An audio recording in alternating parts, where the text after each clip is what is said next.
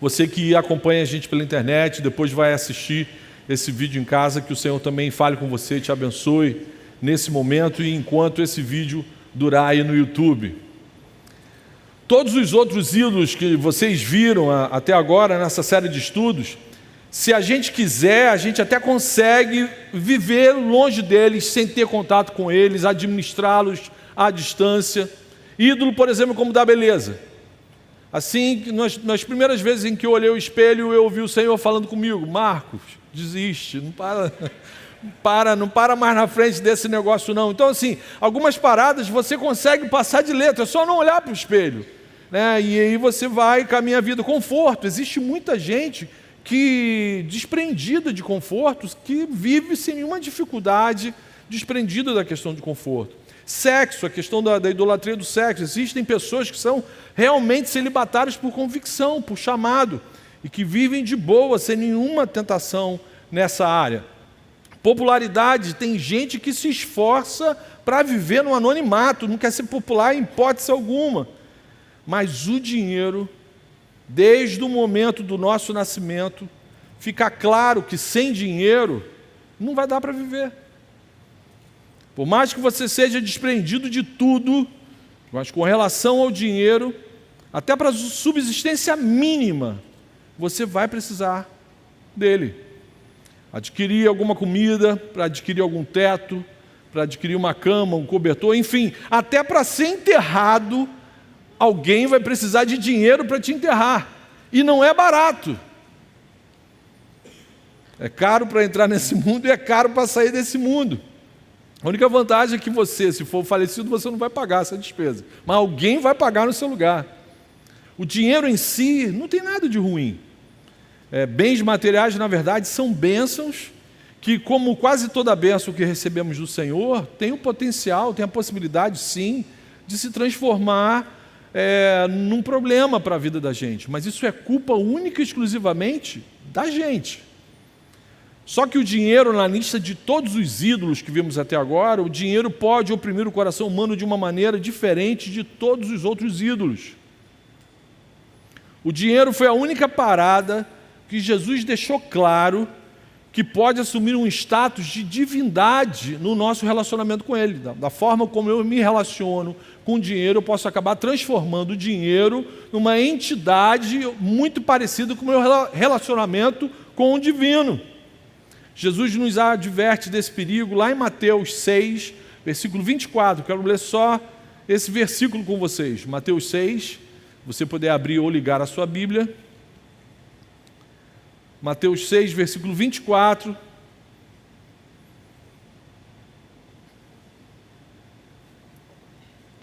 Jesus afirma o seguinte: ninguém pode servir a dois senhores, pois odiará a um e amará o outro, ou se dedicará a um e desprezará o outro. Vocês não podem servir a Deus e ao dinheiro. Em algumas versões vem: vocês não podem servir a Deus e ao Deus Mamon. A palavra Mamon vem do aramaico, que significa dinheiro. Jesus nos adverte afirmando que uma relação equivocada com essa bênção que é o dinheiro pode nos fazer encarar os recursos materiais como um ser divino, uma entidade soberana que vai agir, reger e controlar as nossas vontades. E pior, vai se aproveitar de todos os outros ídolos do nosso coração para nos oprimir ainda mais. Não é coincidência o fato de que, para cada vez que Jesus nos adverte, nos alerta sobre o equívoco de tentar construir a nossa vida sobre prazeres terrenos, ele faz uma advertência muito maior, muito mais contundente, intensa, sobre o perigo da gente fazer o mesmo com relação ao dinheiro. Jesus faz advertências com relação às imoralidades sexuais, com relação à questão da gente investir tempo em coisas triviais, mas quando o assunto é dinheiro, a advertência é sempre mais intensa, porque Jesus sabe que a avareza, que é o amor apegado ao dinheiro, vai fazer a gente perdê-lo de vista. A avareza vai fazer a gente enxergar o dinheiro como um salvador, como uma entidade que de fato está ali sempre presente, perto da gente, para nos salvar, para nos atender, para nos proporcionar prazeres que até então, sem Ele, eu não conseguiria. O abastado pensa assim, agora que eu tenho dinheiro, eu posso comprar o que eu quiser. Eu posso comprar beleza, né? Faço botox, xenox, neutrox, eu encho de plástica parada, eu compro popularidade, né? Não tem esse negócio de seguidor fake, né? O cara chega lá 3 milhões, aí ele posta alguma coisa, tem 3 comentários. Mas eu comprei seguidor, eu compro conforto, eu compro sexo, se eu for feio, ninguém quiser fazer sexo, eu compro sexo. Aí a pessoa acha que por ter dinheiro ela tem tudo.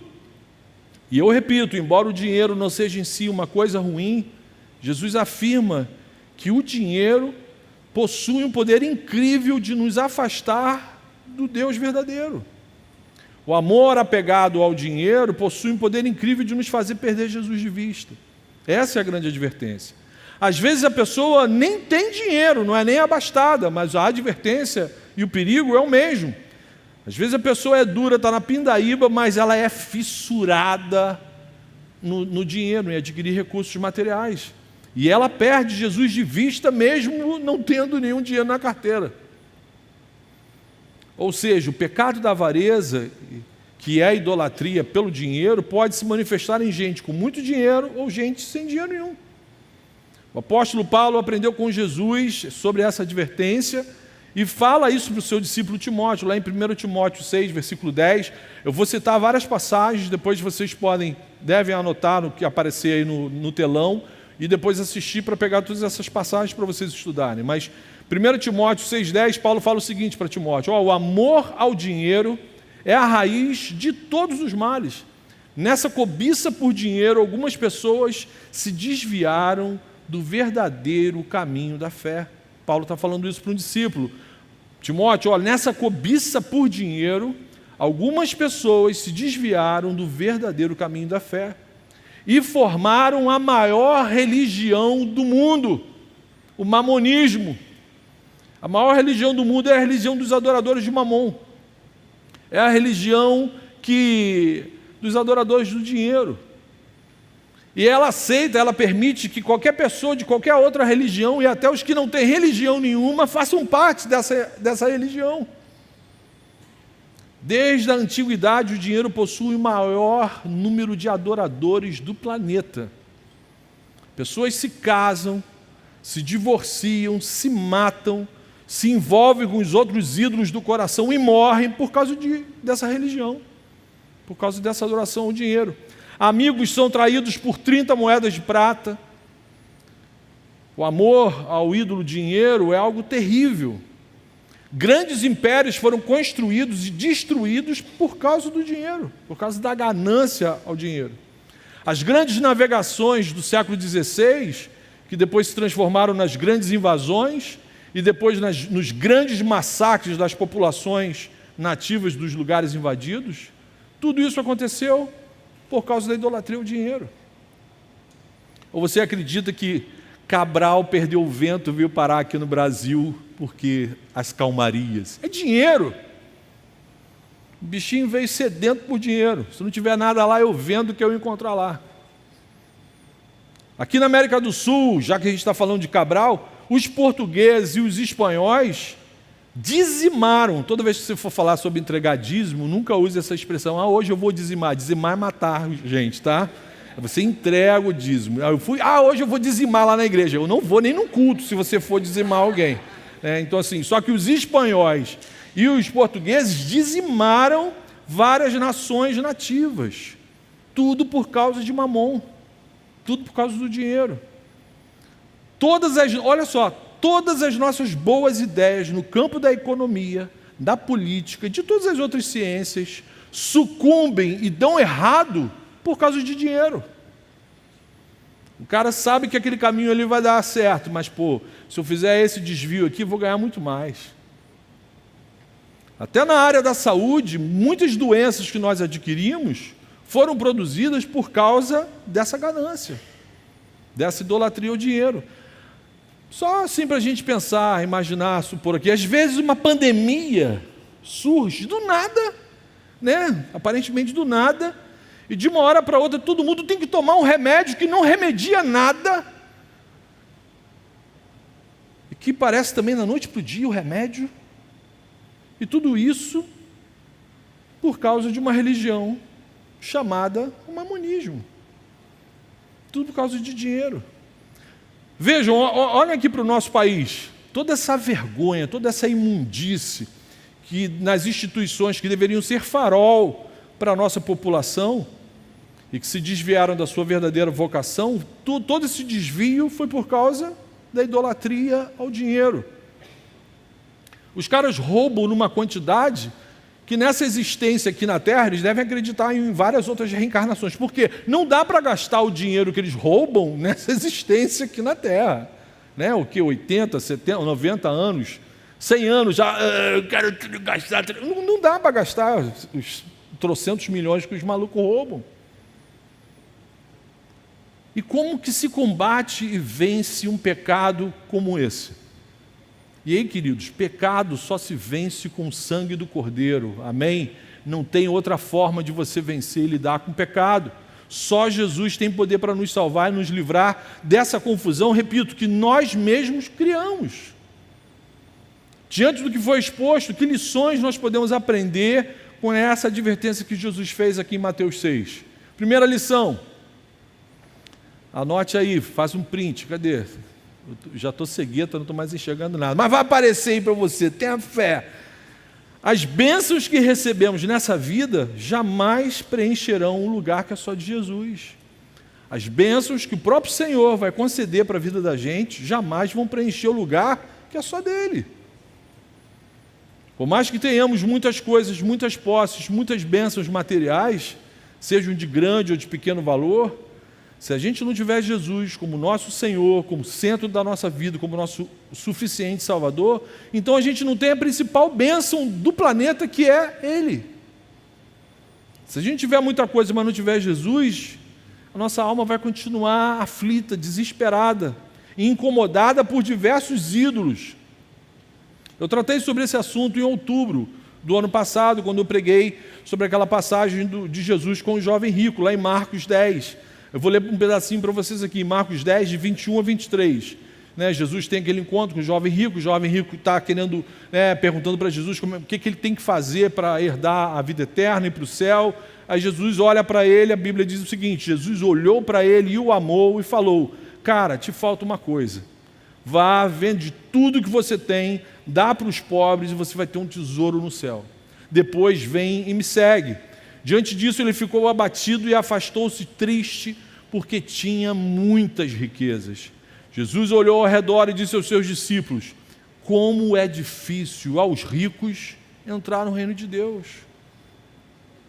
As bênçãos que a gente recebe nessa vida não pode atrapalhar o nosso relacionamento com Deus nas bênçãos. O jovem rico possuía muitos bens, mas não se sentia bem, porque ele insistia em viver apegado só às bênçãos e não ao sumo bem. Até rimou, dá para fazer depois uma estrofe de música. Independentemente se você tem ou não tem muitas bênçãos materiais, se você perdeu Jesus de vista por causa da idolatria ao dinheiro, com certeza você perdeu a sua paz. Com certeza você está sendo incomodado, atormentado por crises e mais crises, porque quando a gente perde Jesus de vista, a gente perde tudo. O Deus Mamon é um Deus cruel, é um Deus tirano, é um Deus que não dá paz para a gente. Ele oprime todos os seus servos. Outra lição que esse texto nos mostra, segunda lição, o próprio Senhor fala ela para a gente: é impossível servir a dois senhores, é impossível. É impossível você amar duas pessoas, é impossível você servir duas pessoas de uma forma minimamente coerente. Por isso que até na questão do casamento Deus falou, preparou uma companheira para um companheiro. A poligamia é só um inferno com outro nome. Ninguém consegue, é impossível servir e amar dois senhores, principalmente se forem duas senhoras. Aí que é impossível mesmo. Mateus 6, 24, Jesus afirma isso: ninguém pode servir a dois senhores, vocês não podem servir a Deus e ao dinheiro. É impossível ser crente, ser cristão, ser discípulo, imitador de Cristo e ao mesmo tempo ser servo do Deus dinheiro. Repito, isso pode acarretar tanto para gente que tem recurso material, como para gente que não tem recurso nenhum. Mas no caso aqui, o jovem rico acreditava que ele conseguiria servir a dois senhores. Ele estava preocupado com o relacionamento dele com Deus, só que ele já servia uma outra divindade e nem se dava conta. O que Jesus está dizendo para a gente é que se a gente quiser ter um relacionamento verdadeiro, decente, coerente com Ele, a gente não pode, em hipótese alguma, enxergar o dinheiro como se ele fosse o nosso Salvador, como se fosse o nosso benfeitor, um anjo da guarda que fica dormindo lá no New Bank, como é que é? Alguma conta digital. Entendam, Jesus não tem nenhum problema ideológico com o dinheiro, tá? Você que gosta aí de teorias neossocialistas, Jesus não tem problema nenhum problema ideológico com o dinheiro. Jesus não condena ninguém que trabalha honestamente para ganhar dinheiro. Os desonestos vão queimar, tá? Mas assim, quem é honesto e trabalha para ganhar dinheiro de forma honesta, Jesus não tem problema nenhum. Inclusive a Bíblia fala que aquele que não trabalha não merece. Vocês não leram essa passagem na Bíblia? Vamos ter que fazer uma... Quem não trabalha não merece comer. O Senhor da vida fala isso no seu livro. Então, assim, Jesus não tem nada contra você trabalhar para ganhar dinheiro honestamente. O ministério terreno de Jesus recebia ofertas em dinheiro. Falei para vocês no início, não tem como você comprar comida se não tiver dinheiro. A palavra de Deus não diz que ter dinheiro honesto seja algo errado ou injusto em si mesmo, de forma alguma. Vários servos fiéis do Senhor, tanto no Antigo como no Novo Testamento, eram ricos, eram abastados. O Novo Testamento vai mencionar o nome de 3 mulheres ricas que ajudaram na expansão e na pregação do reino, do Evangelho. Não há nenhum problema em a gente assumir que é bom trabalhar para ter coisas boas para a vida da gente. Desde que a gente não perca a cabeça, a direção daquilo que o dinheiro não pode comprar. Dinheiro não pode comprar o amor de verdade. Dinheiro não pode comprar o amor de um cônjuge. Dinheiro não pode comprar o amor dos filhos. Dinheiro não pode comprar o amor do Pai Celestial. Dinheiro não pode comprar salvação. O maior dinheiro que você tem é no mundo e ele não te tira do inferno. Aqui na terra, como no inferno. Dinheiro não compra a vida eterna. Os que confiam em bens materiais não conseguem confiar em Jesus. Esse é o tumor da questão. Aqueles que confiam nos bens materiais, naquilo que eu conquistei, que minha força, não confiam em Jesus. Foi por isso que Jesus falou para os discípulos, como é difícil aos ricos entrar no reino de Deus. Não tem problema com o dinheiro, o problema está com quem? O problema está com a gente.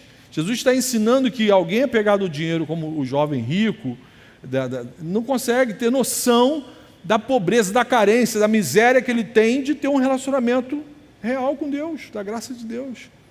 E aí a gente vai para a terceira lição que esse texto mostra para a gente. Há algo radicalmente errado em todos nós. Se eu fosse aqueles pastores chatos, eu ia falar assim, agora fale para a pessoa do seu lado, há algo radicalmente errado com todos. Não vou fazer isso. Mas há algo radicalmente errado com todos nós. De perto, ninguém é normal. Como diz a psiquiatria, normal é só aquele que ainda não foi examinado. Se for examinado, não passa um. O problema está na gente, galera. Como algo que nos é dado para nos abençoar, pode se transformar num problema infernal e amaldiçoar a vida da gente. A gente viu coisas boas, a beleza é algo bom, a sexualidade é algo bom, o conforto é algo bom, ser conhecido por outras pessoas é algo bom. Como que a gente consegue transformar coisas boas em problemas para a vida da gente, para o nosso relacionamento com o nosso Criador? Há algo radicalmente errado com todos nós. O problema está na gente. Provérbios 30, 15.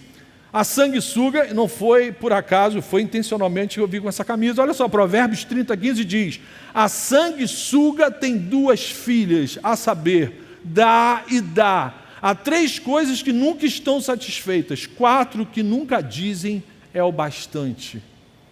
O provérbio está falando de quem? A gente.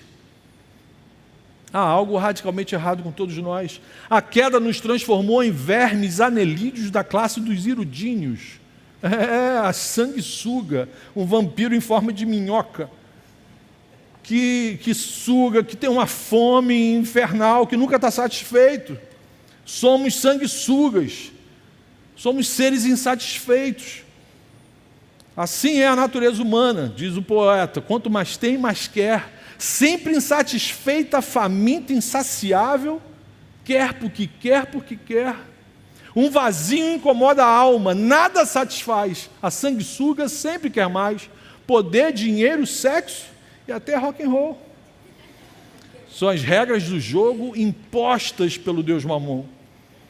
Podia puxar um coro agora aqui, mas aí vai pegar fogo, o pessoal vai falar em mistério, eu não termino a pregação. Vamos voltar aqui para a pregação. A queda afetou nosso entendimento de contentamento. É por isso que nós somos cronicamente insatisfeitos. A gente não se contenta com as coisas, com as bênçãos maneiríssimas que Deus dá para a gente. É isso que produz, esse que é o tumor da questão, que produz vários ídolos no nosso coração. A gente nunca está contente. A gente nunca está satisfeito. Uma vez fizeram uma pesquisa e perguntaram para um camarada milionário quanto que era o bastante para ele achar que estava bom. E ele respondeu, um pouquinho mais, só mais uns milhõezinhos. Você pode até tentar sozinho, não, Marco, eu vou vencer essa questão da idolatria, o dinheiro, vou para uma aldeia, vou me isolar, vou matar essa sanguessuga na marra, vou abrir mão de tudo, vou virar hippie. Vou viver de tanguinha, imagina que desespero. Vou morar lá em Mauá ou Lumiar. A sanguessuga vai ter que me acompanhar para onde eu for. E ela vai mesmo. E ela vai continuar gerando insatisfação no seu coração, porque pecado só é tratado, só tem cura através do sangue do Cordeiro. Só Jesus pode nos saciar. Só Jesus pode preencher essa fome. A fome da sanguessuga é fome de Deus. Diante de tantas lições, o que eu e você, o que a gente pode fazer com a ajuda de Jesus para a gente se prevenir e vencer qualquer forma de idolatria ao dinheiro? Vamos para as aplicações. E aí, como hoje, falei para o Filipinho, como a gente está encerrando essa série de estudos, aí o patrão ficou maluco, não vão ser 3 aplicações não, vou fazer 6, uma porção de aplicação, vamos ficar aqui até meia-noite. Ele riu. Então já tem um aval do Filipinho. Primeira aplicação: seja honesto na forma como você adquire dinheiro. Quer vencer a idolatria ao dinheiro? Seja honesto na forma como você adquire o dinheiro. Salmo 62, 10. Não confiem na extorsão, nem ponham a esperança em bens roubados. Galera, a Bíblia trata sobre tudo. A Bíblia é um livro de sabedoria para tudo na vida da gente. Não confiem na extorsão, nem ponham a esperança em bens roubados. Seja um trabalhador sempre honesto. Eu sei que nesse país, ser honesto faz a gente ficar errado, né? Porque parece que inverteram os polos. Mas não comprometa o seu relacionamento com Cristo por causa da ganância desenfreada, para adquirir dinheiro de qualquer maneira. Deus vê todas as coisas. A Bíblia também diz que de Deus não se zomba.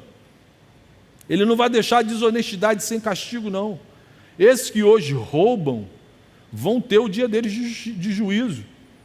Mas Deus abençoa e cuida graciosamente de quem é honesto, tem essa certeza, amém? Segunda aplicação: antes de usar o dinheiro resultado do seu trabalho honesto, peça sabedoria a Jesus.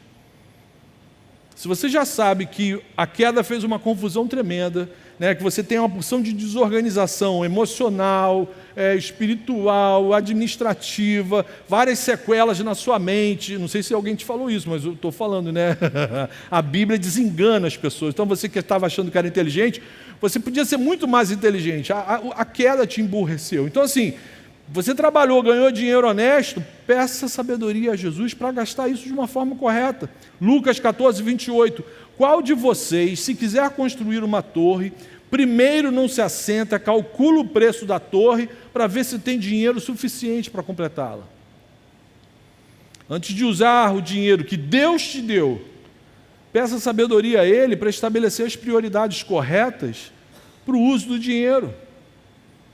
A má administração dos nossos recursos pode fazer a gente cair na idolatria do dinheiro. Você fica desesperado vendo ele desaparecer, né? A má administração gasta de forma equivocada.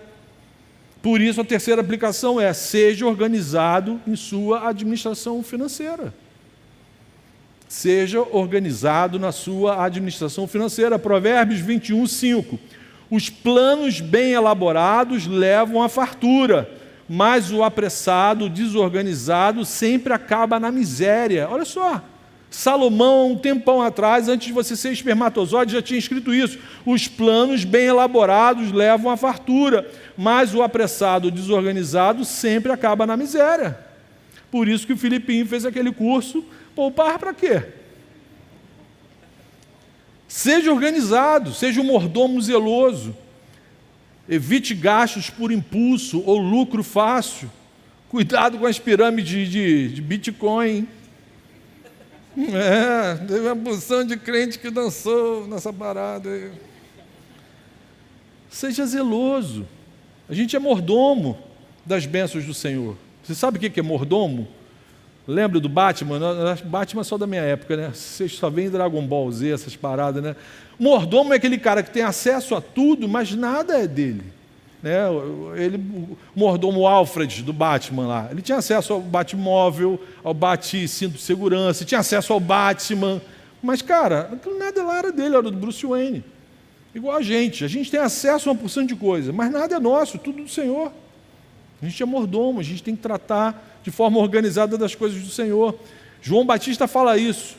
Se você tem alguma coisa, é porque do céu te foi dado. A gente não consegue nada nessa existência se do céu não for dado para a gente. Nem o ar que você está respirando. Tudo que você acredita que é seu pertence ao Senhor.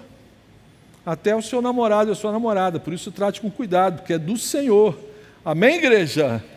E você que não tem namorado, ou está sem problema, né? Pô, estou sem problema, pastor. Não tenho... Ou está na hora de arrumar um problema, né? Uma pessoa para você orar, para cuidar, deixar Jesus feliz. Esse tipo de problema é maravilhoso. Quando passa perfume, escova o dente, então... Até sem escovar o dente eu encaro. O dentista encara com cada coisa terrível. Alô, moto. Jesus, quer falar comigo, Jesus? Tem que fazer plano financeiro, mas inclua Jesus nos seus projetos. Não tem consultor financeiro melhor do que Jesus. Amém, galera? Ele tem que ser o seu principal consultor financeiro, tá bom, Filipinho? Né? Filipinho consulta ele, aí você consulta o Filipinho que consultou ele. Vai dar bom pra caramba. Quarta aplicação. Viva contente com o que Deus já te deu. Amém? A primeira música que a gente cantou hoje foi o quê? Eu não preciso de mais nada, eu não preciso... Não é? Jesus ouviu. Viva contente com o que Deus já te deu.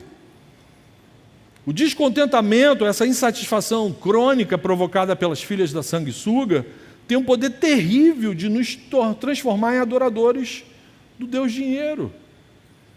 A insatisfação é um parente da ingratidão, do pecado da ingratidão. Então, seja feliz com o que Deus já te deu.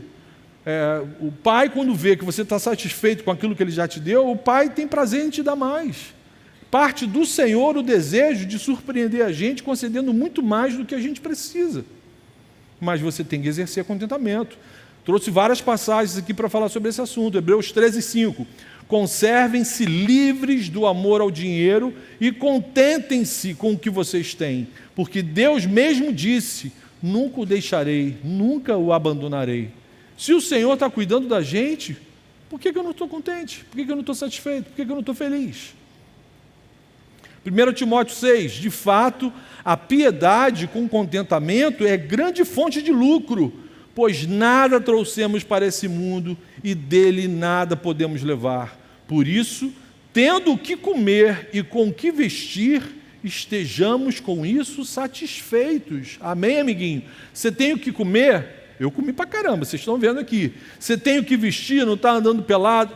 Amigo, amém, dá glória a Deus de pé, boca de concreto. Então, fica satisfeito. Lucas 12:15, Jesus falando: Cuidado, fiquem de sobreaviso contra todo tipo de ganância. A vida de um homem não consiste na quantidade dos seus bens.